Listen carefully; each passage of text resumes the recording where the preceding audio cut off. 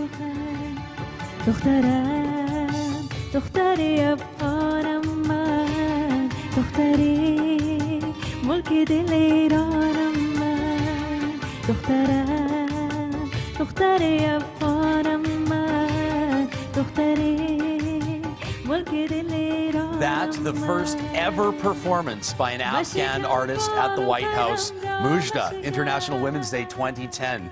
There you are performing for President Barack Obama. Welcome to Breakfast Television. Thank you for having me, Ryan. It must have been an absolutely incredible experience for you. We want to dive right into your story because it's an incredible one. Born in Kabul, Thank you. Grew up until you were 6 years old there before moving to Vancouver? 5. 5 years old. What prompted the move back to Kabul just a couple of years ago?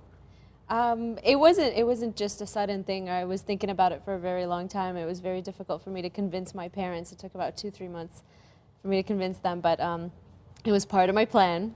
Everything was part of my plan since I was younger, you know, since I first went into high school and realized all the situation in Afghanistan, everything that was happening there. And as much as I was Canadian, I was also Afghan, and I couldn't turn my back on Afghanistan, so I always wanted to go back, and so I set a plan for myself, and I'm so glad everything worked out. Well, I mean, you found work as a model, you've released albums as a singer, a performer, but I think most Afghans probably know you as host of the Mozhdah show, and and that's the most exciting for me. I mean, I know say music's exciting, modeling was okay, but this is just extremely exciting for me. Time magazine called you Afghanistan's Oprah, and you don't earn a title like that by doing cooking shows or taking on light topics. What do you think earned you that moniker from Time magazine? First of all, it's a great honor.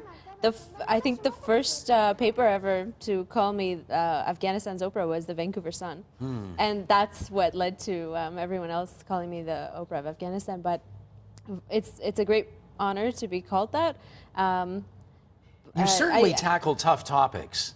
Yes, I think that's maybe the reason why, because I went straight into the tough topics. You know, we started off with lighter topics and just got into the really, you know, taboo topics and the serious issues that people don't even discuss at home. So that's what caused all this attention, because I was bringing awareness to a lot of Afghan families. Well, give us an idea of what you're alluding to here. I mean, are you talking about divorce, women's rights, rights within marriages? These are things that are completely normal here. I mean, freedom of speech is something that we've always had in Canada and, you know, North America, but in a place like Afghanistan, where it's been under the rule of the Taliban for so long, and the you know, extremists are still around, it's very difficult for you to actually speak up about these things, and divorce is really considered something extremely negative. And it's not that I was promoting divorce, it's just that, you know, you get results like burn victims, you get suicides, you get attempted suicides from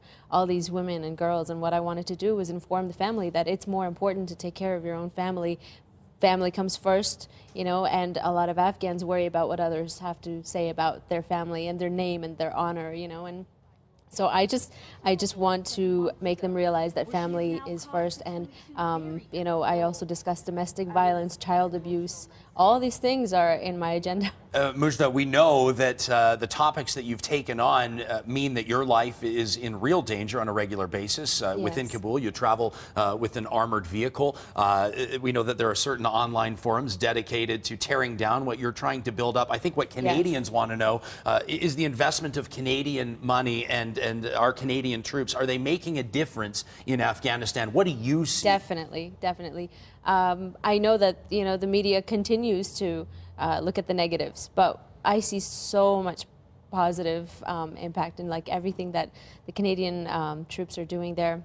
The international forces, the international community, including Canada, they're just, without them, Afghanistan would not be as stable as it is, and I would not be able to run this show, and I would not be able to educate Afghan families. And I think that the security of an Afghan family means the security of the nation.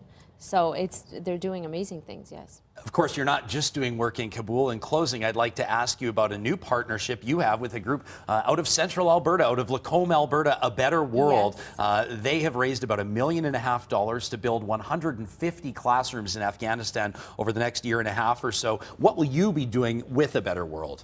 I am extremely privileged and honored to be a part of, you know, their program, and I'm so glad that I started working with them, that they are working with me. But they've raised enough funds to build 150 schools, classrooms just for this year alone, and going on to next year. And then you'll be what? You'll be helping with the content once the classrooms are built, is that right? Yeah, once the classrooms are built, my focus with them is going to be more about teacher training programs and scholarship programs and things that are going to be happening inside these classrooms. It's amazing, changing lives, and most importantly with this next generation of Afghans that will move forward. I believe to have education is the own. only solution for Afghanistan, and I think that's the way to go. And it'll secure the whole world, because if Afghanistan's secure, we won't see another 9/11.